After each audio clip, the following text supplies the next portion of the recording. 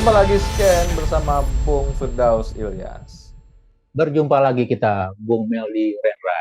Dalam positioning politik Bung Firdaus ya, penajaman posisi gitu ya, yang disebut selling point, dia jualannya di mana?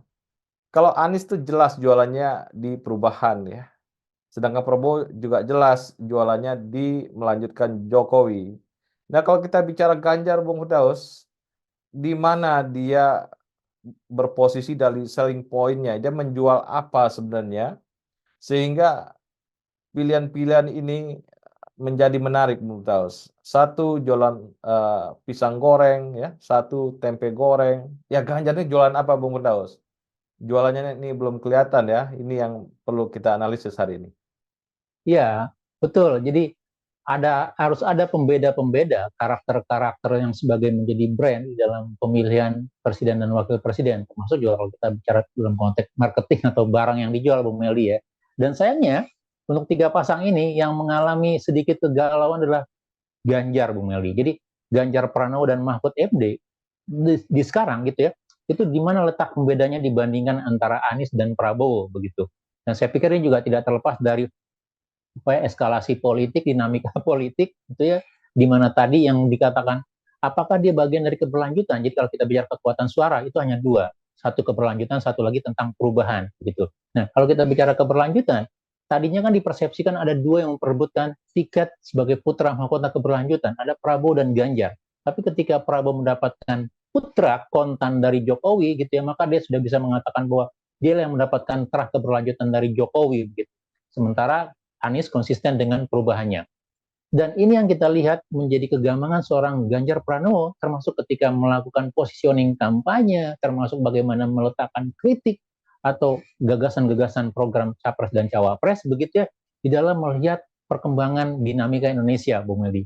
Jadi kalau saya lihat, inilah yang menjadi kegambangan Ganjar, dan itu yang mengakibatkan juga, kalau kita lihat di dalam survei terakhir, gitu ya, berapa 2 minggu terakhir atau 3 minggu terakhir, gitu ya, Ganjar Pranowo mengalami penurunan suara. Walaupun sekali lagi kalau kita bicara survei ya, sekali lagi ini survei gitu ya, bisa valid, bisa tidak, bisa proporsional, bisa mewakili atau tidak juga begitu. Tergantung bagaimana dinamika surveinya. Dan Ya, kalau kita lihat seperti itu, maka mau tidak mau Ganjar harus menegaskan kira-kira di mana letak posisinya Bu Meldi gitu ya. Apakah dia akan menjadi jembatan di antara dua pihak ini di tengah-tengah, atau dia membangun suatu brand yang berbeda menjadi ciri khas dari seorang Ganjar dan Mahfud di dalam tawaran kampanye Pilpres 2024 nanti, Bung Meldi. ya ini sebagai anak tiri politik ya, Ganjar ya harus mengambil sisi nasionalismenya Bung Firdaus, sisi kebangsaan ya.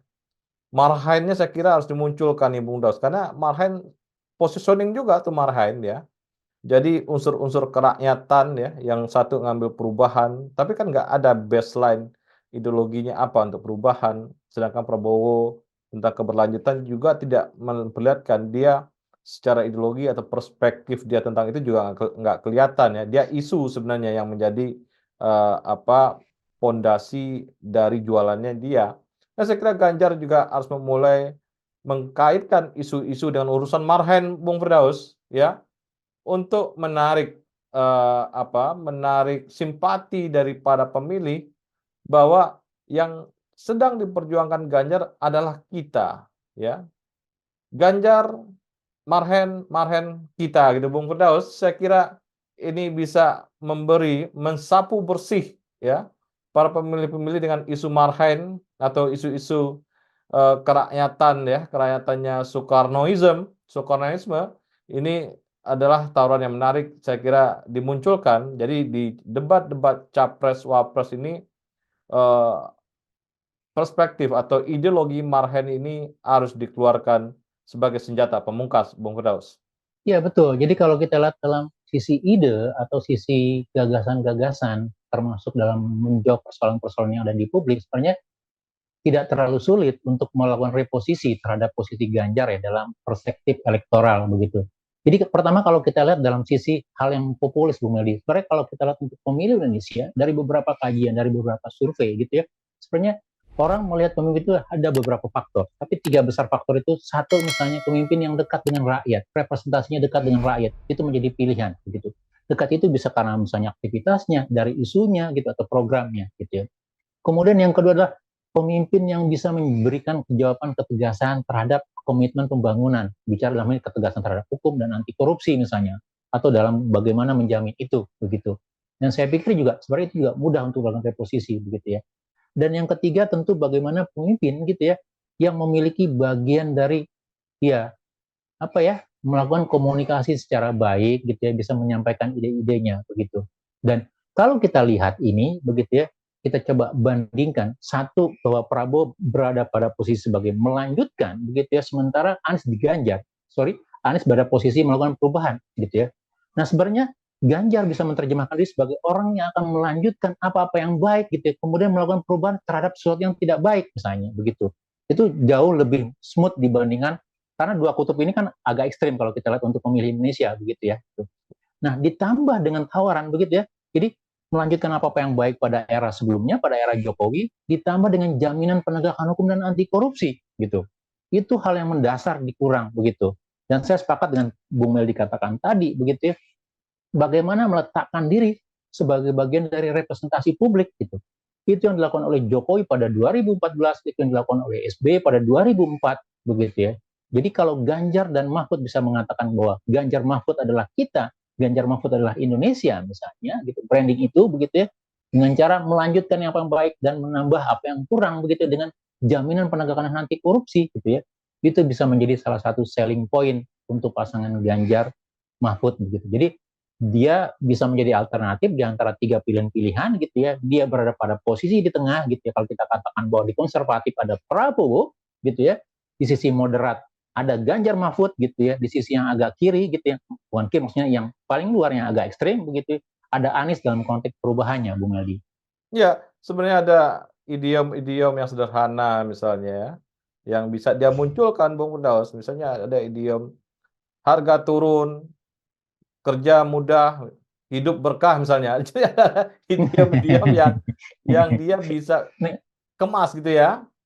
Ya, idiomnya kan Betul. dikemas dengan 3 kata atau 2 kata yang orang langsung berasosiasi dengan Ganjar gitu, Bung. Nah, ini belum dapat nih kata-katanya nih.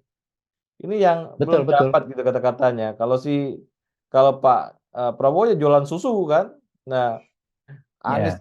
Anies ini apa ya, pertumbuhan ekonomi atau ya ada yang gimmick, bukan gimmick sebenarnya janji dia yang clear bahwa nanti kalau, dia terpilih misalnya nggak ada orang lagi yang ditangkap misalnya, ya kan? Ini kan janji yang clear gitu. Nah, bisa saja Ganjar nanti misalnya, "Kalau saya terpilih harga beras di bawah 10.000 misalnya, ya kan? Atau harga minyak goreng jadi berapa gitu ya, atau telur berapa, dipatok sama dia, di-fix gitu ya harganya. Ini akan memancing orang menyukainya, Bung Firdaus. Yang ini yang belum ketemu nih kita nih ya, harga turun, kerja mudah, hidup berkahnya belum kelihatan nih, Bung Firdaus. Iya, menarik ya pengalaman Bung Aldi. Jadi kalau kita lihat memang Ganjar lebih banyak itu bicara suatu idiom-idiom yang sangat apa sangat sangat masih abstrak Bung Meldi ya, saat Ya, kerja cepat gitu ya, maju dan segala macam. Tapi untuk real ekonomi dalam jangka 5 tahun itu seperti apa? Jadi bagaimana membahasakan program gerak cepat saat itu menjadi contoh misalnya melanjutkan bantuan untuk misalnya keluarga miskin atau misalnya beasiswa untuk penduduk miskin begitu ya, atau rumah sekian juta dalam 5 tahun gitu ya, atau menjamin misalnya harga-harga yang stabil gitu. Saya pikir itu salah satu tawaran-tawaran atau idiom-idiom yang jauh lebih bisa dimakan oleh publik begitu dibandingkan hanya sekedar menawarkan iya kita punya apa namanya hitam putih gerak cepat satset gitu ya, tapi untuk kebutuhan rumah tangganya apa gitu, bagaimana dengan sembako, bagaimana dengan BBM, bagaimana dengan sekolah begitu. Dan kuncinya adalah bagaimana tim kampanye atau tim komunikasi Ganjar nanti dalam menstimulus atau menjabarkan program-program terutama program unggulannya itu menjadi bahasa-bahasa yang sangat mudah diterima. Jadi sekali lagi mau tidak mau kita harus belajar dari seorang Jokowi di sini gitu ya dengan menggunakan bahasa-bahasa yang sangat sederhana, sangat mudah begitu. Termasuk kalau ingin mengatakan kalau program kartu-kartunya Jokowi itu baik gitu ya, lanjutkan saja gitu. Jadi kalau kita bicara sebagai tim konsultan kampanye gitu, lanjutkan saja. Nah, yang kurang apa? Yang perlu ditambah apa? Gitu. Sampaikanlah dalam bahasa tadi gitu ya, harga murah, hidup berkah gitu ya, suasana meriah misalnya begitu. Jadi itu yang saya pikir Dan tidak hanya untuk Ganjar tentunya, tapi juga misalnya untuk, saya berharap untuk Anies juga menyampaikan seperti itu, walaupun ada komitmen yang apa ya, yang cukup clear, misalnya revisi undang-undang KPK itu bagus gitu, sangat clear untuk kita begitu, pertama untuk saya misalnya melihat itu gitu. Kemudian juga misalnya bagaimana menurunkan tadi misalnya antara jaminan keadilan dan pemerataan gitu ya, tolong diturunkan lagi lebih detail gitu, sehingga kita bisa mengunyahnya dengan baik, sehingga Anda mendapatkan bisa bertarung popularitas dengan Prabowo Gibran yang bicara tentang susu, yang bicara tentang kartuan gitu ya gitu, sehingga kita punya komparasi yang lebih seimbang, Bung Meldi. Ya, terima kasih Bung Firdaus. Sama-sama Bung Meldi, terima kasih banyak. Salam Indonesia bersih. Salam Indonesia bersih.